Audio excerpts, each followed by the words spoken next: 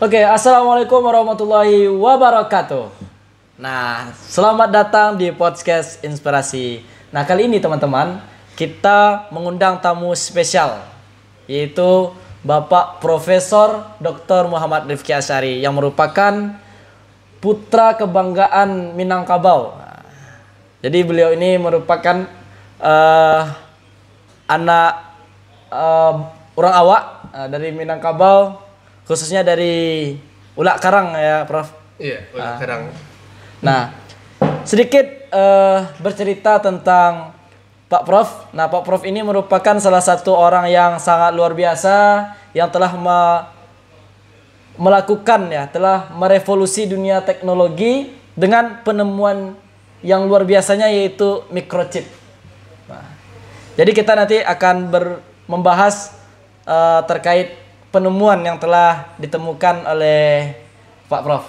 Nah, namun sebelum kita berbicara ke sana, mungkin boleh diceritakan sedikit Pak Prof tentang diri Pak Prof, kemudian bagaimana perjalanan Pak Prof menjadi seorang penemu.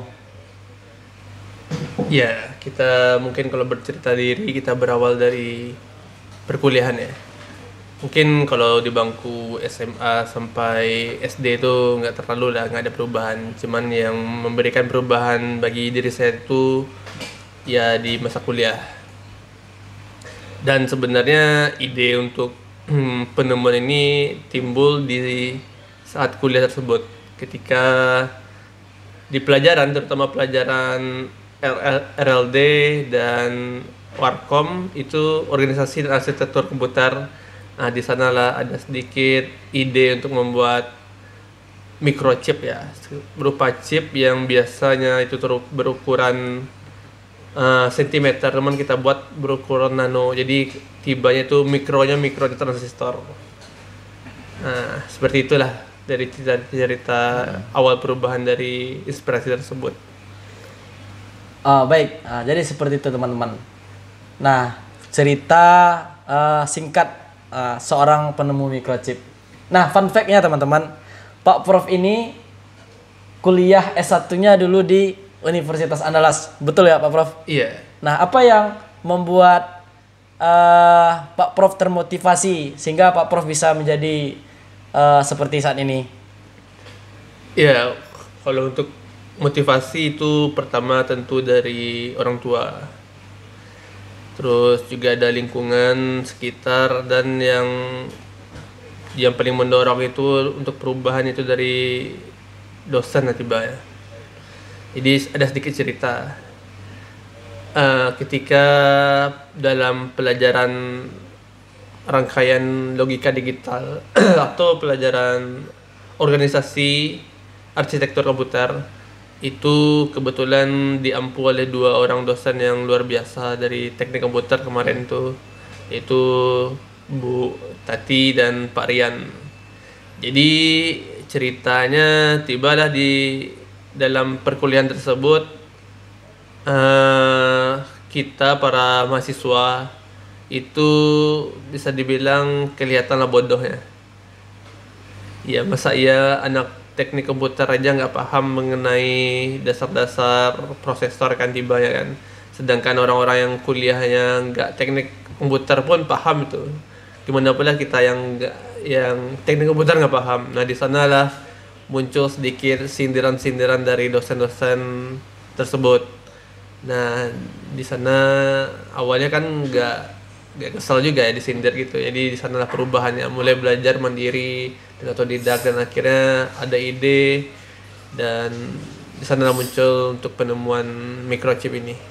Oke teman-teman, jadi dimulai dari sindiran dosen ya. Iya, nah, betul itu yang membuat Pak Prof termotivasi sehingga dapat ide membuat microchip yang hari ini kita gunakan teman-teman. Nah, terkenal di seluruh dunia. Siapa yang nggak tahu dengan Profesor Dr. Muhammad Rifki Asyari, orang awak, orang asli Minang, Ulak Karang.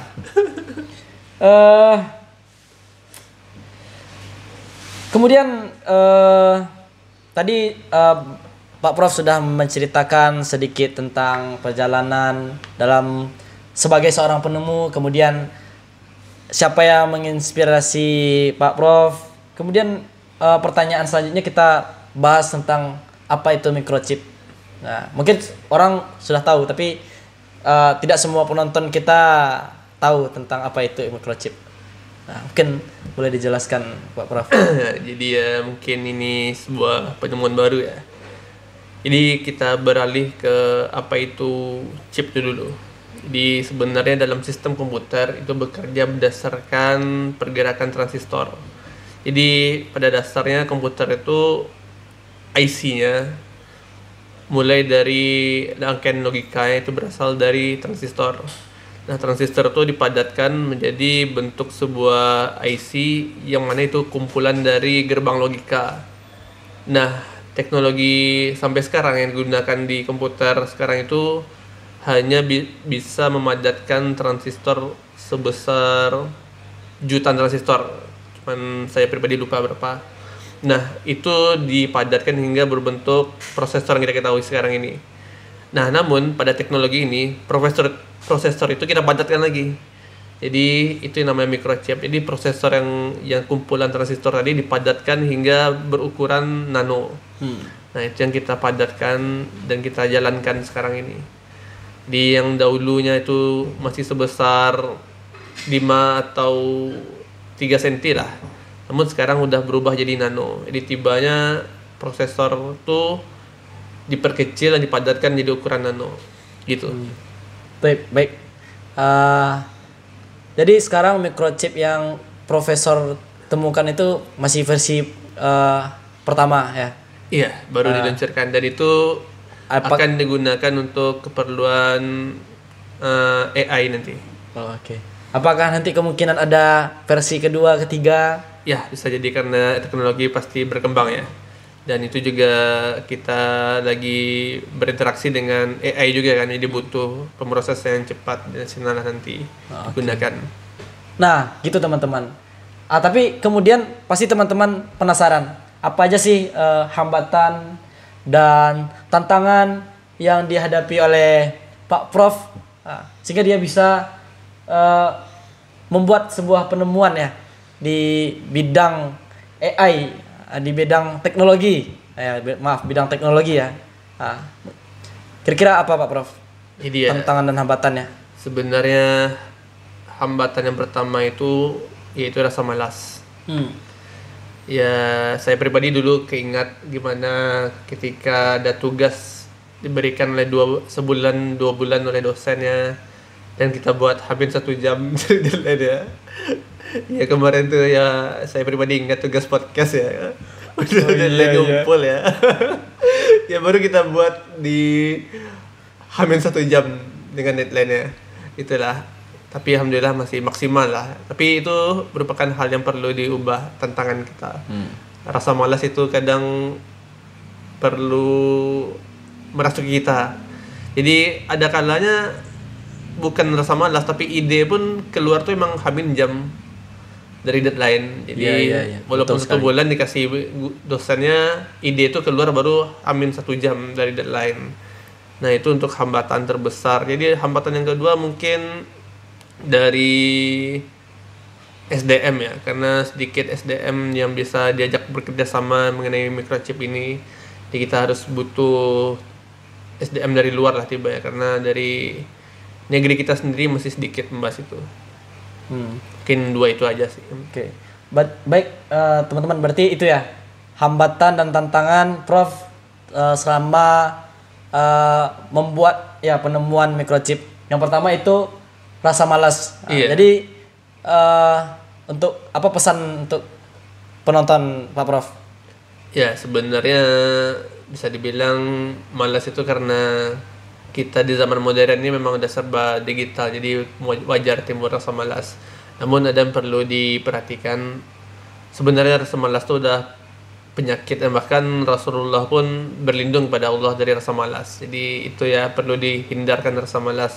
Jadi untuk tipsnya rekan-rekan semua penonton yang di rumah, jadi ketika rasa malas itu melanda, coba kita beristighfar.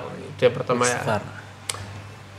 Terus jika masih belum kelar, kita coba melaksanakan hal yang bermanfaat. Misalnya kita lagi malas, kan bawaan malas itu tidur. Nah, coba berdiri dan mengerjakan hal lain lah tiba yang kita inginkan. Pokoknya jangan tidur. Nah, itulah tipsnya menghilangkan rasa malas. Oke, baik. Terima kasih Pak Prof. Nah, sebelum kita lanjut, mari kita beristighfar dulu Pak Prof. Astagfirullah, astagfirullah, astagfirullah. Nah, insyaallah luar biasa ya Pak Prof. Selain seorang akademis, tapi Pak Prof ini juga merupakan seorang yang agamis. Masya Allah, tabarakallah. Yang kedua tadi hambatannya kekurangan SDM, ya. Iya. Kekurangan SDM di Indonesia.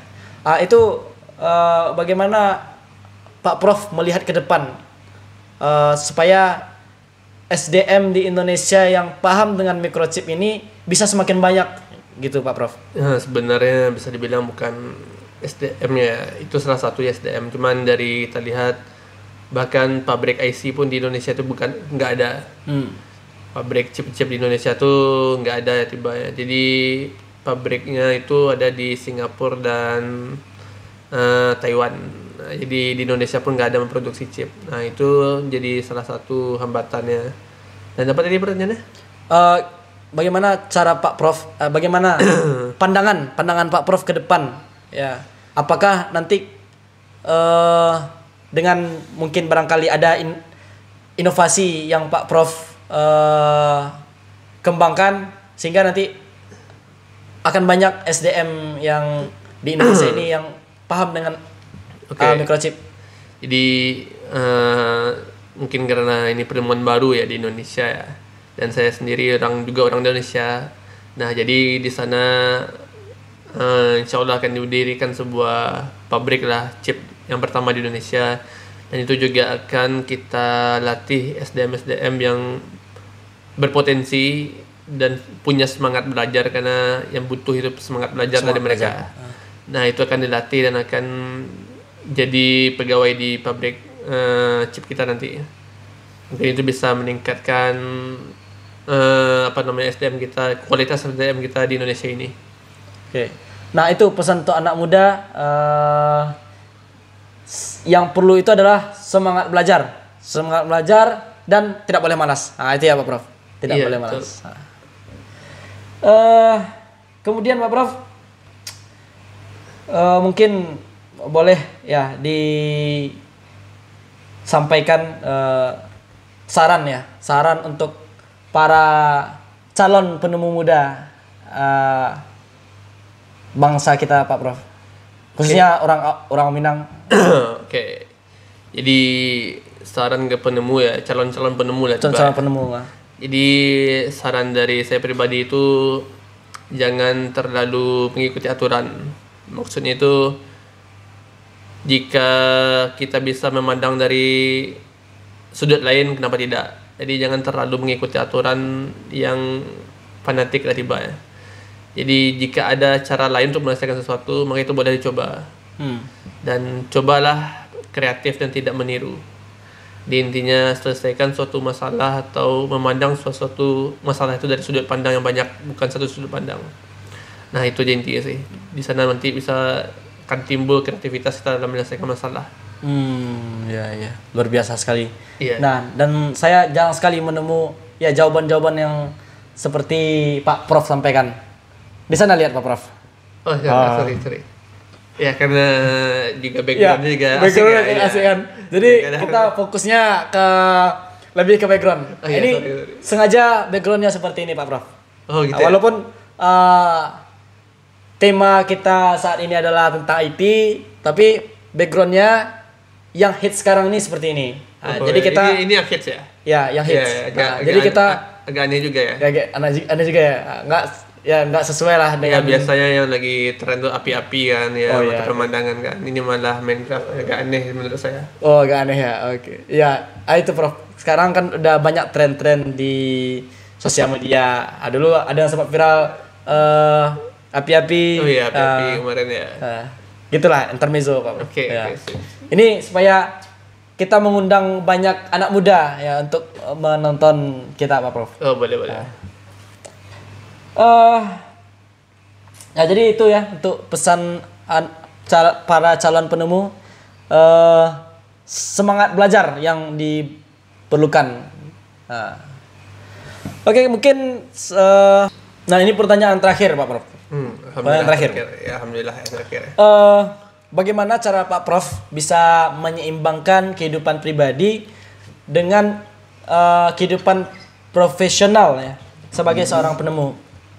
Ya, mungkin kita juga karena saya seorang peneliti juga ya, dan butuh banyak waktu untuk penelitian kita.